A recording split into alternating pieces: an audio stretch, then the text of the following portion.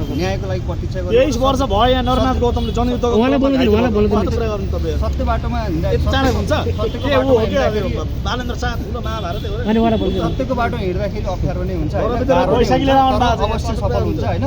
न्याय हामीले पक्कै पनि पाउँछौँ, प्रक्रियामै छौँ, न्याय पाउनेछौँ हामी। भनेपछि तपाईँ आशावादी हुनुहुन्छ? आशावादी छौँ एकदमै धेरै। उहाँको जस्तो बैशाखी टेकेर व्हिलचेयरमा हिँडेको मान्छे तपाईँले मलाई पनि हेर्नु न यहाँ 23 वर्ष भइसक्यो यार तपाईँको अहिलेसम्म जनयुद्ध घाइते न न्याय पाएको न सहित तपाईँले पार्टी बोकेर हिँड्नुभयो नि होइन? पार्टी बोकेर कसले यहाँ उहाँले पनि प्रधानमन्त्रीलाई बोकेर हिँडे भन्नु मिल्छ न्यायको लागि त्यस्तो हो तपाईँ राष्ट्रवादको समर्थन कस्तो सरकारसँग न्याय माग्न आएको कसैको पनि यहाँ झोला बोकेको छैन तपाईँको देश बन्नु पर्यो जनताले न्याय पाउनु पर्यो जेन्जी पुस्ता यहाँ देशभक्तले न्याय पाउनु पर्यो घाइतेले उपचार पाउनु पर्यो 76 जना चाहिँ 23-24 को अनि 23 र 24 को 76 जनाको शहीद परिवारको भावना बुझ्नु नभन्ने पत्रकार म तपाईँले पार्टी बोक्नुभयो भनेर मैले गलत भनेको छैन नि त राजनीतिक प्राणी हो नि यहाँ पार्टीको प्रेन हो नाम ननिकाल मलाई त्यो टी सर्ट पनि छ तपाईँको त्यही भित्र यो पार्टी हो यो श्रमशक्ति पार्टी कहाँ ल्याएछ हेर्नु नेपाली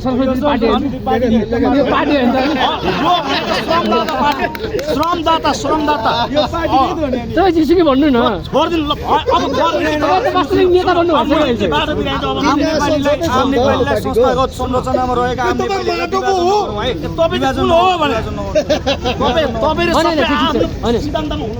राजनीतिक आस्था राख्न पाइन्छ। मैले प्रश्न मेरो प्रश्नमा जवाब थियो नि विवेक थियो त हामी त्यो पार्टी यो पार्टी उहाँ जस्तो राष्ट्रवादी देशभक्तहरूले न्याय पाउनु पर्यो। मैले त 23 वर्ष भएँ मलाई त विश्वास छैन न्याय दिलाउनु तर मैले एउटा विकल्प के छु अब यो सरकारले चाहिँ न्याय दिन्छ भन्ने मैले एउटा विश्वास लिएको छु। हजुरलाई के उहाँलाई यो सरकारको सबै आम नेपाली जनतालाई सुन्न म अब मेरो एउटा विश्वास भनेको अहिलेको देशभक्त नयाँ पार्टीहरू छन् नि राष्ट्रसन्त्र पार्टीका सभापति रवि लामजुङज्यू लगायत बालेन्द्र शाह प्रधानमन्त्री हुन्छ हर्क साम्बाङ जो प्रचण्ड अब चाहिँ पुरानो दलले गर्नु दिएन नि न्याय दिलाउन दिएनन्।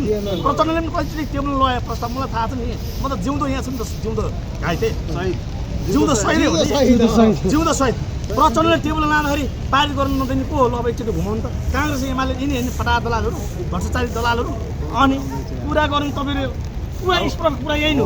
त्यस कारण रविजीलाई कतिचोटि प्रचण्डले भेट्दाखेरि रवि र प्रचण्डजीले मिलेर फाइल लाँदाखेरि एमाले र काङ्ग्रेसले बहिष्कार गरेर सदनबाट निक्लेको कारणले त्यस कारणले गर्दा यो सदन जल्नु कारण त्यो हो। अब सदन जलो न्यायालय जलो कुरा त्यो चित्त नबुझेपछि यहाँ के जल्छ के जल्छ तपाईँको मूलभूत आज परभित्र यहाँ हेर्नुहोस् उहाँ जस्ता कति घाइते म जस्तै मलाई खल्टे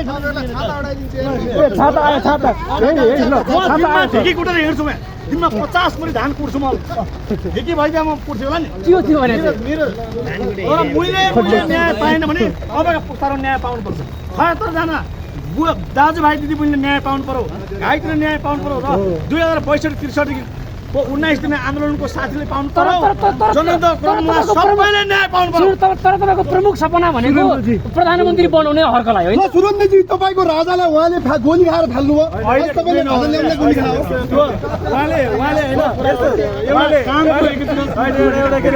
तपाईँलाई पनि प्रधान सूचना मन्त्री बन्न मन लाग्छ उहाँलाई मन्त्री बन्न मन लाग्छ त्यो प्रेरणा क्या तर तपाईँको प्रमुख उद्देश्य भनेको हर्कजीलाई प्रधानमन्त्री बनाउने बालेन हर्क सबै मिलेर यो देश बनाउन् जेन्जी 23-24 को जेन्जीलाई न्याय दिलाउन् शहीद विपत्ता परिवारलाई दिलाउन् हर्कले मात्र देश बनाउँछ भन्ने तपाईँ अहिले के बोल्दै हुनुहुन्छ? जनयुद्धमा लागेका सम्पूर्ण लोकतन्त्र गणतन्त्र ल्याउनको लागि सबैले बलिदान दिनुभएको उहाँ सबैले न्याय पाउनुपर्छ त्यही हो। कसैलाई लाखेको छ पाहा गर्न मिल्दैन।